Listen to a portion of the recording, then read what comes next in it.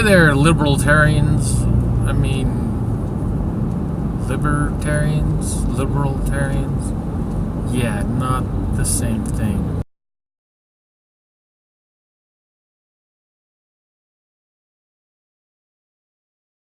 I want to talk today about some hypocrisy in the media and in our government and just in life in general. It's just a lot of interesting things going on right now with Trump. He sent out this tweet about being wiretapped, and then everybody else comes out and says, oh no, there's no wiretapping going on that we know of. No wiretapping. And technically you could actually say they're both right. And then you've got this whole thing about Russians influencing the election. Seriously? They talk about Russian hacking and influence the election, and you get this sense that they hacked into our voting records or our voting machines and changed the results or something. That's not what happened at all. And then you've got the CIA, who's, for finding out, has the ability to mimic a Russian hacker, and he kind of throws up a lot of red flags and questions, who really did this.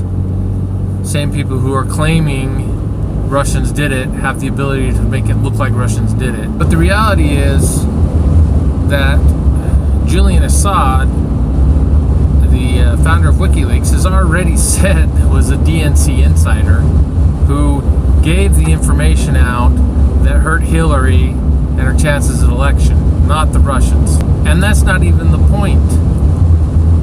The point is that the information that was supposedly leaked out is actually true.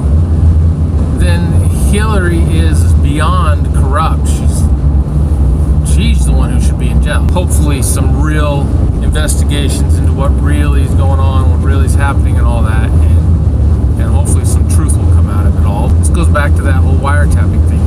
Trump says, I've been wiretapped. Well, nobody gets wiretapped these days, like in the sense of where the name or the term wiretapping came from. That just doesn't happen anymore today because technology.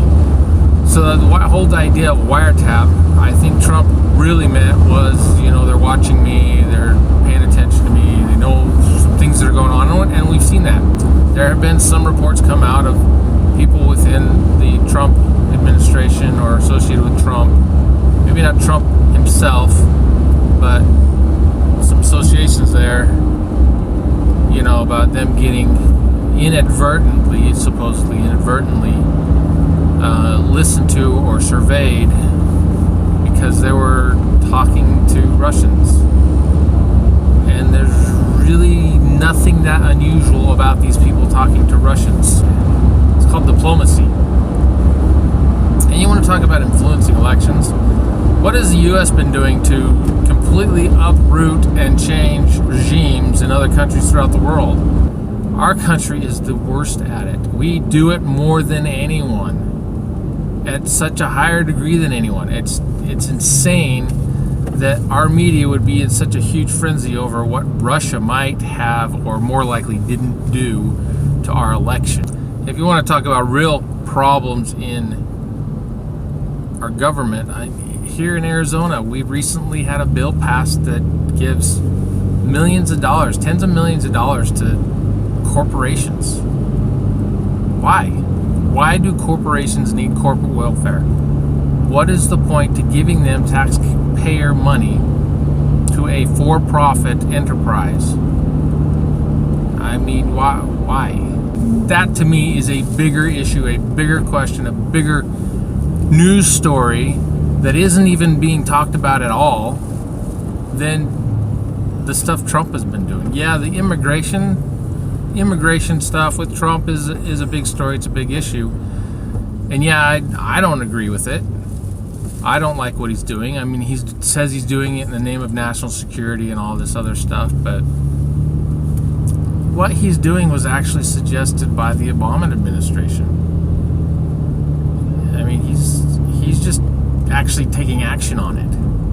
Or the Obama administration said, well, this is some intelligence or some concerns, but I think they were a little more cautious about doing something like that. And then there's people saying, well, we got to impeach him. He's doing all this stuff that we got to impeach him. Well, to impeach the president, or anyone for that matter, they have to have committed a crime of some kind. High crimes, misdemeanors is what it says in the Constitution. What he's done is not really illegal. He has the power to do these things because he leads the agencies and the bureaucracies in the government that have the authority to do these things. Considered to be unconstitutional or whatever, the judges can make that decision, but that doesn't mean that he's broken a law. He's doing his job. Don't agree with the way he's doing his job, but he's doing his job. That's not going to get him impeached. He might even get reelected. Obviously, Wall Street likes him. Things have been going up since he got elected. And of course, interest rates are going up. The Fed has finally said, hey, we don't want inflation to actually start, even though it already has been going on. They're upping interest rates. They're being slow about it. That's a topic that deserves so much more attention than this supposed Russian hacking thing. Have you heard about the coal thing? Obama was very much against coal, trying to shut down coal plants, trying to prevent new coal plants, trying to, stifle coal and whatnot. And yeah, coal is dirty, but we have a very real energy concern here. We have nuclear power plants that are reaching their end of life. We have coal plants that are reaching their end of life. Oil's not getting any easier to find. Not that I think it's running out anytime soon, but there's lots of oil out there. There really is. It's just a matter of how difficult is it to get out of the ground and extract it. It's getting more difficult. And what does Trump do? He goes and he says, let's get these coal people back to work and get them running again and get the energy production back up. And it's not that big of a story. But I'm sure environmentalists are freaking out.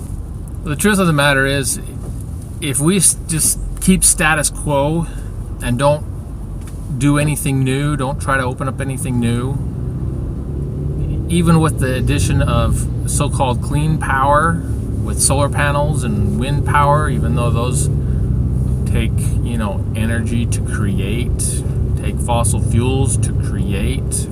Batteries are required because those things aren't on all the time. And those are toxic.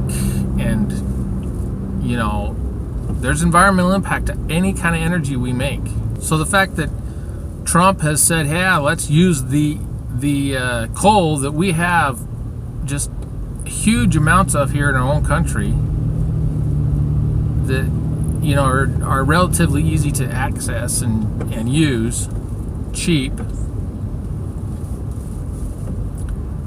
It doesn't surprise me. This guy's a businessman. He's looking for the cheapest, easiest, best options there are out there. And hey, that for us in America, in the United States, that's coal. There are clean coal plants out there. They're figuring out how to make them cleaner, more energy efficient and all that. So, there's improvements being made there.